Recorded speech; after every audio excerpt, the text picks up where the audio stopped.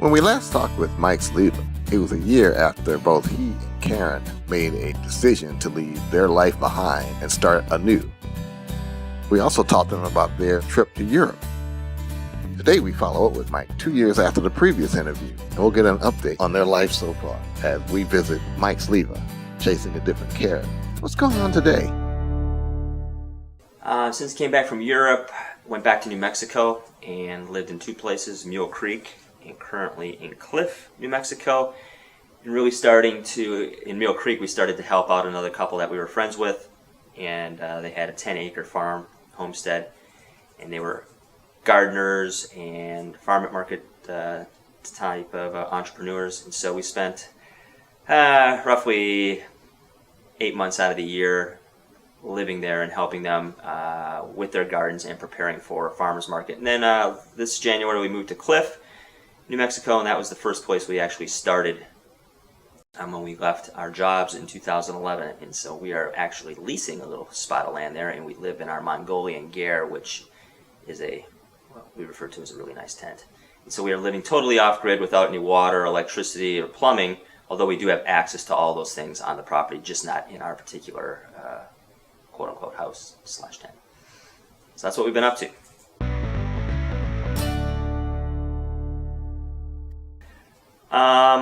Well, we've been all over really, but the work we've done is mainly gardening. We've spent time weeding, planting, harvesting, selling. We did that probably for our first year back. And then recently really just learning how to live in our yurt, because it's completely different, obviously. We don't have a flush toilet. We've learned to live without electricity. We are learning to live without air conditioning, which is a big one because it's hot during the summer. So really just kind of adapting to a simpler existence, but a little more durable and sometimes tougher. The question is probably what don't we grow, and it's really not our gardens. Last year we worked, like I said, with a couple in New Mexico and Mule Creek. This year we're not actually working with any gardens, but last year we grew everything from beet greens to kale to carrots, potatoes, cabbage, tomatoes, standard stuff you'd find at a farmer's market. We just grew it in mass. There were 21 vegetable gardens that we helped manage. It's been amazing, really diverse as far as each day is different. And each location we go to is different. I think we've been probably living on 7 properties over the last 3 years, but repeated some of these properties because we house sit for people and things like that. So everything from house sitting to pet sitting to gardening to creating gardens and building gardens for people to harvesting their stuff to selling their stuff at farmers markets to cutting their grass, you name it. And we've done it, milking goats, taking care of chickens and ducks. So each day has been pretty new, and each probably 6 months or so we learn something completely different. We've learned how to do alternative building with straw bale and adobe brick and cob and all types of different things. So it's been great. Well, I think my advice is pretty straightforward. I've learned more what not to do in some cases, and what I've taken away from this, and I think my wife as well, is the trap seems to be ownership. Most people that have gone from an urban setting to a rural setting make the same mistakes, which is they bite off more than they can chew, and they are trapped by their property and their belongings. And so that's what we've really done in the last few years, is we've just pared down things like our cars and our phones, and we don't have a house, and you name it. We've pretty much ditched it. Everything fits in our yurt, which is, you're looking at about 300 square feet. So that's the biggest lesson, and I think the best way to survive is don't become trapped by your stuff. Don't let your stuff own you. And really, we're in no hurry to really own anything of significant value, like land or building a giant house or any house at all that you can't move, because we don't really know where we're going to be or what exactly we want to do. Travels abroad probably learned to be just adaptable on the fly, because you don't know the situation you're going to walk into, and it's not exactly a place where you can just go to your comfort zone, because you're obviously in a different country and far away. So really just being adaptable and adjusting on the fly. We're pretty good at being flexible, and you can't be real rigid in your routine, so to speak. And that's, I think, the best thing we've learned is just to kind of go with the flow. Yeah, actuality started with a former student of mine, Julia Garcia, and she was my English student her junior year, and she was my teaching assistant her senior year. And we shared an experience at a camp which was breaking down different social barriers among students and staff. And we both kind of connected on certain levels of social justice themes. And after she graduated, we kind of kept in touch, because she didn't know what she wanted to do in the world. In other words, she just didn't want to have a normal job. She wanted to make a difference in the world. And so that's where Truality was born. And I kind of work as a trainer and a consultant for the company. It's mainly made up of 20-somethings who have incredible stories of things they've accomplished and overcome, and I'm learning a great deal from them. This name of the show is Nature Bats Last. It's on the Progressive Radio Network, which is out of New York City. And it's really about everything that is impacting the world today, and culminating really in climate change.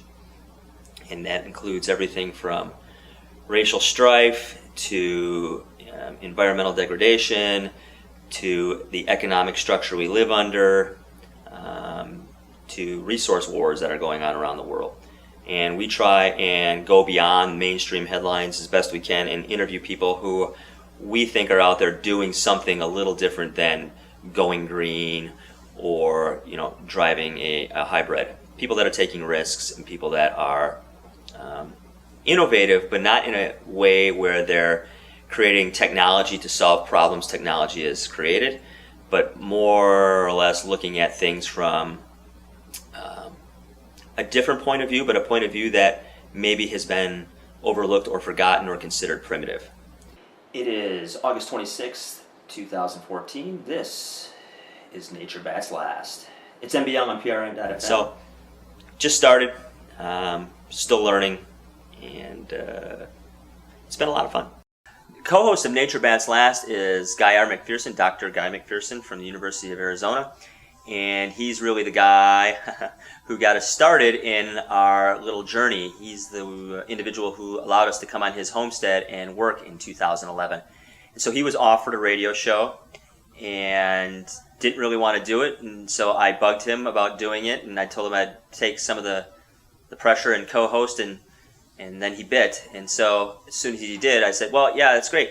After the first month, I'm going to be going to Europe for 2 months, so you got to do the show by yourself. He's like, you son of a... So it's worked out, though. We're learning a lot, and each show we get a little bit better. So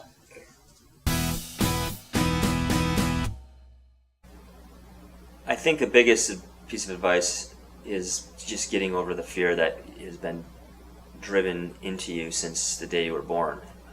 If you don't have a plan, a future savings, if you don't have certain things that you've invested in, well then, in this society, you're looked at as being kind of either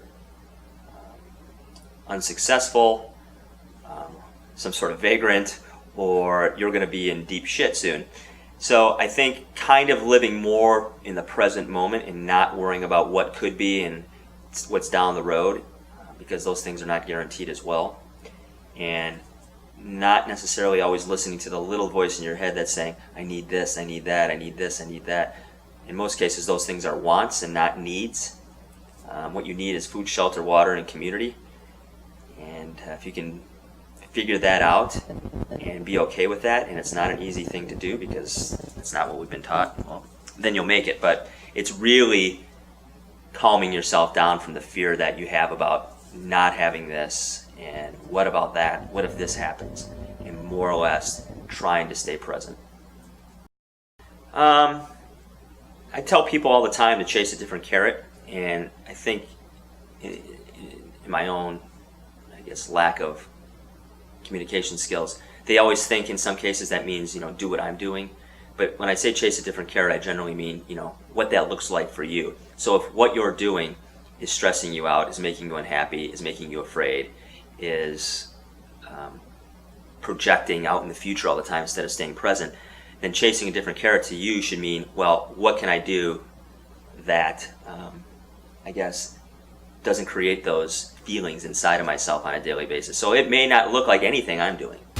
It may look like you just choose a different path as far as working for a living. Maybe you're going to do some volunteer work, or maybe you're going to work not for money, but you're going to work for room and board, or maybe you're going to take a trip, or you're going to take up meditation. Whatever it is, I think you have to choose something else other than what you're doing and change the story of the story you tell yourself about yourself.